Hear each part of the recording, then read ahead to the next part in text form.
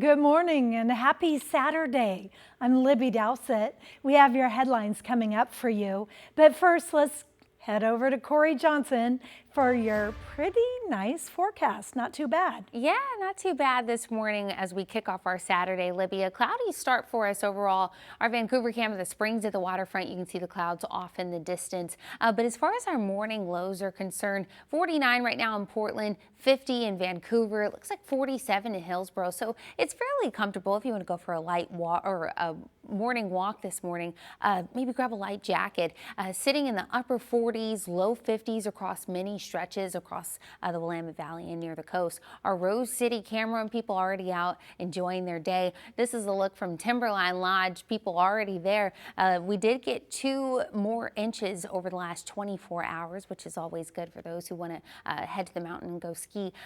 40 degrees for us at Timberline, not active in the way of radar currently. And as we get throughout the rest of the day, it's going to be more of what we're seeing right now. Pretty cloudy overall. What spotty drizzle showers we do get will be toward southwest Washington and the northern Oregon coast. Tomorrow's a similar day to what we'll see on our Saturday. We'll break down the timing of everything coming up. Thank you, Corey. We begin this half hour at the Oregon State Capitol. This year's legislative short session officially came to a close last night. Before sine die, lawmakers passed bills related to transportation funding, immigration protection, and the economy, to name a few. Catherine Cook has a wrap-up on the session from Salem. Governor Kotek wouldn't say explicitly which bills she plans to sign, but hinted strong support for several of them, including a high-interest loan cap and Lloyd Center funding. I declare the 2026 regular session of the 83rd Legislative Assembly is adjourned. Sine die. For 35 days, lawmakers debated, promoted, and eventually passed several bills. One last-minute addition, a stripped-down version of Measure 114, the controversial gun control law, which has been held up in court since 2022. Republicans celebrated, saying they'd successfully removed the bill's harmful gun control regulations. The reality is there was a conversation between myself and the Senate president that made it clear that the Republicans would not abide by having that bill moved to the Senate floor. For transportation, lawmakers passed a bill moving a referendum to the May ballot that will let voters decide on tax hikes for transportation projects. Republicans are fighting that one in court, saying the measure should be on the November ballot. On solving the ODOT budget hole, Governor Kotek praised lawmakers for reaching a compromise in the first week. It's not a long-term solution, but it does get the Oregon Department of Transportation through pretty much the end of next year. Until we come up with some longer-term funding solutions. So I think that's an example of when people are sitting down together, having some snacks, talking over some hard issues. The snacks Governor Kotek referred to came from here, the new Peter Courtney Memorial Lounge, a place where lawmakers from both sides of the aisle can break together, sometimes leading to unexpected unity. Before the state capitol remodel, Democrats and Republicans each had their own lounges. Speaking of renovations, lawmakers united to approve a bill allocating hundreds of millions of dollars toward renovations at the Lloyd Center. I just couldn't be prouder of the fact that today we were able to pass that bill all the way through with such broad bipartisan support. And the comments that you saw reflected, I think, indicate that we've got a very good shot to both keep the Trailblazers here, but also to look at how are we going to have Oregon's arena to be able to function and thrive over the next several decades.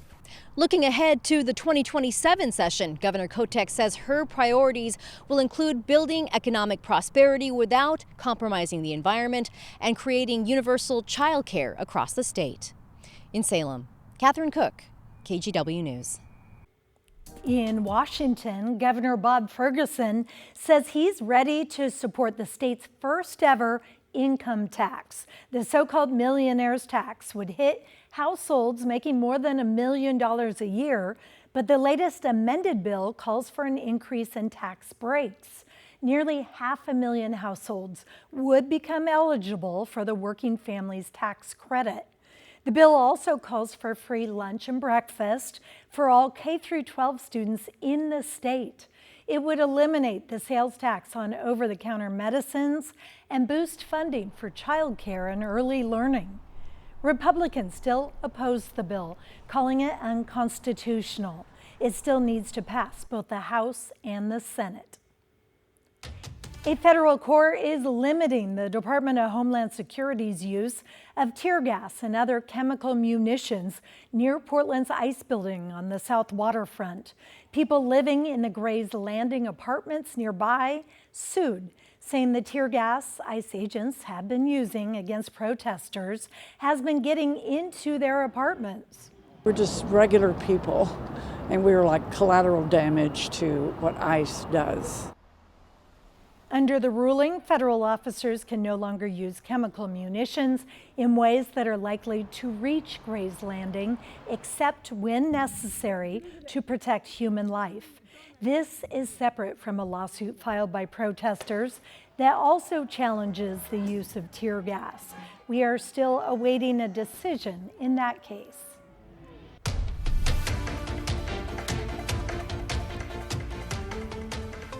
Now to the war in Iran. NBC News reports President Trump is seriously considering sending a small group of ground troops into the country for what he calls strategic purposes. The president is also insisting American strikes will only end if Iran surrenders unconditionally. Iran and Israel traded blows again on Friday, each firing missiles at the other. Meantime, U.S. government sources say Russia is giving Iran information about the location of U.S. forces across the Middle East. President Trump downplayed the threat during a college sports roundtable at the White House hours ago. That's an easy problem compared to what we're doing here. I mean, what a stupid question that is to be asking. The State Department also announced it approved a $150 million arms sale to Israel. President Trump later today will attend the dignified transfer for the 6 U.S. service members killed in Kuwait. We'll be right back.